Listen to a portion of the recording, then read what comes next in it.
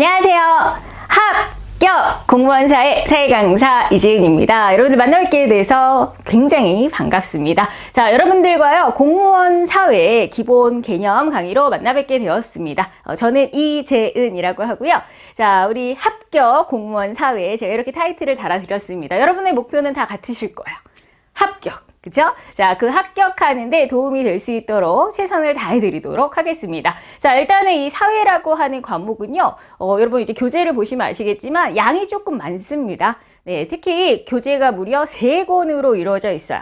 자, 첫 번째는 법과 정치, 두 번째는 사회문화, 그리고 세 번째는 경제. 자, 이렇게 책이 있으시죠. 그죠? 자, 그래서, 근데 약간 순서를 달리해서 진행을 해보도록 하겠습니다. 여러분들이 그 3개 중에서 이제 가장 쉽게 생각하는 부분이 사회문화. 그래서 제일 먼저 사회문화 하시고요. 그 다음에 1권에 해당하는 법과 정치, 그 다음에 경제, 요런 순서로 가실 거예요. 자, 그래서 우리가 사회문화부터 제일 먼저 할 거고요.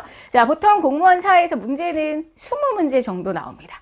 자, 근데 20문제 정도가요. 이제 어떤 식으로 배분이 되냐면 우리 이 내용이요. 이게 사회라고 하는 과목 자체가 고등학교 과정에 있습니다. 자, 여러분 요즘에는 고등학교 졸업하자마자 바로 공무원 시험을 볼 수 있죠. 자, 그래서 우리 고등학교 졸업하신 분들도 시험을 볼 수 있게 고등학교 과정 내에 있는 과목들이 있어요. 그래서 대표적으로 사회가 법과 정치라고 하는 과목이 있고요. 그 다음에 그 사회문화와 경제 이렇게 과목들이 수능 시험에도 다 선택 과목으로 있거든요. 그래서 그 과목들을 묶어서 이제 사회로 만든 거예요.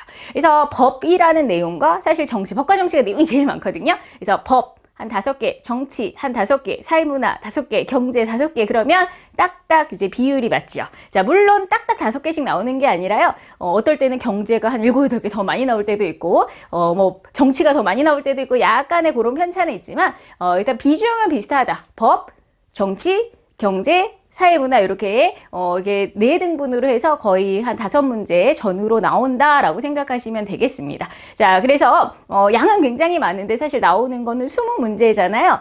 굉장히 중요한 주제들 위주로 다룰 겁니다.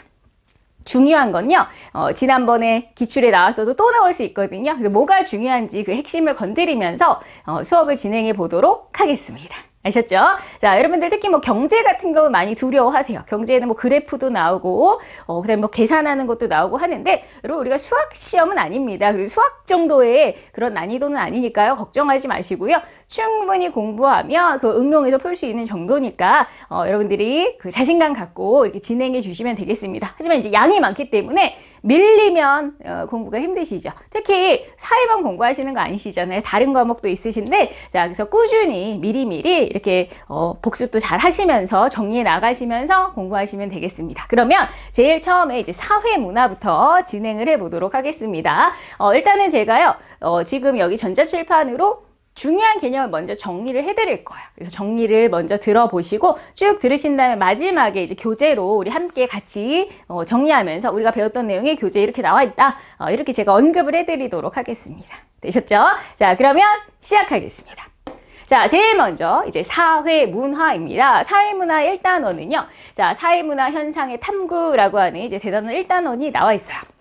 그래서 이 사회문화 교재를 잠깐 보시면 전부 대단원 6단원으로 이루어져 있습니다. 그 중에 첫 단원. 자, 일단은 사회문화가 뭔가, 사회문화라고 하는 과목이 뭔가를 우리가 아셔야 되잖아요. 자, 그러면 결국에는 이 사회라고 하는 과목 자체가요, 인간이랑 관련이 있죠. 우리 인간들이 다 하는 거잖아요. 인간들이 정치도 하고, 인간들이 어떤 룰을 만들기 위해서 법도 만드는 거고, 또 인간들이 살아가면서 요거 없으면 안 되잖아요. 그죠? 자, 우리의 생계를 유지하기 위해서도 요거 경제랑 관련이 있죠. 그래서 우리 살아가는 그런 모습들을 배우는 게 사회입니다. 자, 그러면 이 사회문화 현상은 무엇인가? 자, 첫 번째 주제인데요. 자, 자연현상과 사회문화 현상을 비교하셔야 돼요. 자연현상은 뭐고, 사회문화 현상은 뭔지, 자, 이렇게 좀 비교를 하셔야 됩니다. 자, 말 그대로요, 자연 현상은 인간의 의지와 상관이 없고요.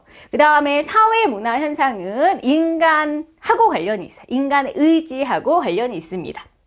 그래서 예를 들어서 우리가 봄이 지나가면 여름이 오고, 여름이 지나가면 가을이 오고, 가을 지나면 겨울이 오잖아요. 그렇죠? 자, 이런 사계절, 이런 거는 뭐예요? 자연 현상이죠. 인간이 뭐 어떻게 할 수가 없는 거잖아요.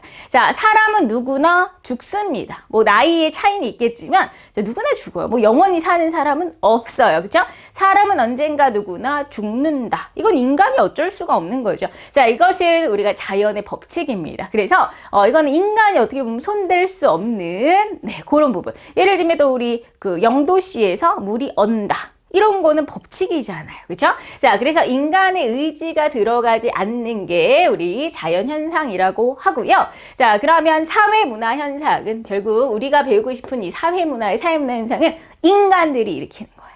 자, 우리 인간들, 우리들이 일으키는 겁니다. 그래서 우리들이 인간을 일단 결정적으로 생각을 할 수가 있어요. 그렇죠? 그래서 우리가 생각을 할 수 있기 때문에 결국에는 인간의 가치, 의지가 들어간다는 거야. 그래서 자, 인간의 의지가 들어가고 가치가 들어간다. 이게 사실 이 두 개의 가장 결정적인 차이점이에요. 여기는 가치가 들어가는데 여기는 가치가 들어가지 않는다. 아셨죠? 자, 그러면 뭐 사람들은 자, 여름이 됐어요. 휴가를 얻었습니다. 휴가를 냈더니 휴가철이라고 다 놀러 가나요? 아니거든요. 어떤 사람은 놀러 가기도 하지만 어떤 사람은 집에서 그냥 쉬겠다. 이런 사람도 있어요. 또 우리가 겨울에는 막 사람들이 추우니까 막 감기에 걸렸어요. 감기에 걸려서 아프니까 사람들이 병원 가는 사람, 난 병원에 가서 고쳐야지. 아니야, 나는 그냥 집에서 푹 자면서 병원 가는 것도 신한 사람이 있죠. 자, 이런 것들은 다 인간의 어떻게 보면 행동들이고요. 다 가치가 들어갑니다. 똑같은 상황에서 사람들은 똑같이 행동하지 않죠. 다 제각각 자기 그 맘대로 쉽게 행동을 하게 됩니다. 자, 이런 것들이 우리가 사회문화 현상들이에요. 사회문화 현상들. 그래서 자연현상과 사회문화 현상을 이제 비교하시는데요. 자, 여러분들 사회문화에 몇 가지 용어들이 있으세요. 그 용어들을 아예 그냥 외워버리세요. 맨날 그 용어가 반복돼요. 처음에는 어색한 용어들이지만 맨날 똑같은 용어가 나오거든요. 그러니까 아예 외워버리면 편하십니다. 자, 그러면 이제 자연현상은 우리가 가치가 안 들어간다고 그랬죠? 그것을 가치 중립. 자, 가치 중립. 중립이에요. 여기도 아니고 여기도 아니고 중립. 그래서 몰가치성. 가치가 없다. 몰가치성이라고 표현을 해요. 가치가 없습니다. 근데 여기는 가치가 들어가죠. 인간의 생각이 들어갑니다. 가치 함축적이다. 가치가 함축되어 있다. 이런 표현 쓰고요. 자, 그 다음에 우리가 자연현상은요. 항상 뭐뭐이다. 아니다. 이렇게 딱딱 떨어질 수 있어요. 뭐뭐이다. 아니다. 지구는 둥글다. 맞죠? 자, 지구는 네모나다. 그건 아니다. 이렇게 딱딱 이다 아니다라고 말을 할 수가 있습니다. 그래서 이것을 존재의 법칙이라고 항상 뭐뭐이다 아니다로 이렇게 존재의 법칙으로요. 자, 그 다음에 우리가 자연현상은 어느 정도 통제된 실험도 가능합니다. 우리 과학의 법칙들이 자, 실험을 통해서 뭐 이렇게 우리가 나오는 것들이 많잖아요. 그 통제된 실험도 가능합니다. 자, 그리고 항상 그래요. 봄 다음에 항상 여름이 오고 여름 다음에 항상 가을이지. 갑자기 봄 다음에 겨울이었다가 여름이었다가 막 이러지 않죠.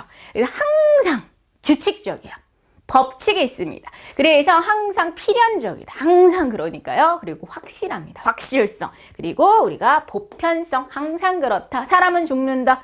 보편적이죠. 누구는 안 죽고 누구는 죽고 이러지 않잖아요. 늘 그렇으니까 이게 법칙적이고 이런 것들을 이런 표현들을 쓰는 거예요. 필연적이고 확실성이 있고 보편적이고. 아셨죠? 이런 단어들은 다 자연현상을 표현하는 단어들이다. 그럼 반대로 우리가 인간의 의지와 관련된 사회문화 현상이 이제 생각이 들어가죠. 가치가 들어가죠. 자, 그래서 뭐뭐 해야만 한다. 뭐뭐 해서는 안 된다. 자, 우리 어른들을 보면 인사를 잘해야 된다. 이런 거 있죠. 나쁜 짓은 도둑질을 하면 안 된다. 자, 이런 것들은 다 가치가 들어간 거예요. 그래서 뭐뭐 해야만 한다. 마땅당자죠. 당위의 법칙이라고 해요. 그래서 인간의 의지가 들어간 어떤 목적의 법칙이다. 이런 표현을 쓰고요. 자, 그 다음에 통제된 실험. 자, 이렇게 우리가 뭐 과학의 법칙 만들듯이 인간을 놓고 막 실험을 하는 게 사실은 쉬운 일은 아니죠. 그렇죠? 그래서 통제된 실험은 기본적으로 불가합니다. 근데 물론 예외는 있어요. 물론 예외적으로 뭐 인간을 놓고 생체 실험을 한다는 건 아니고요. 그렇죠? 사람들이 어떤 반응을 보이는가 뭐 이런 정도의 실험은 할 수가 있지만 그래도 우리가 자연현상처럼 막 통제된 실험 이런 거 하기는 쉽지가 않죠. 그렇죠? 자, 그래서 기본적으로 이런 게 조금 성격이 다르고요.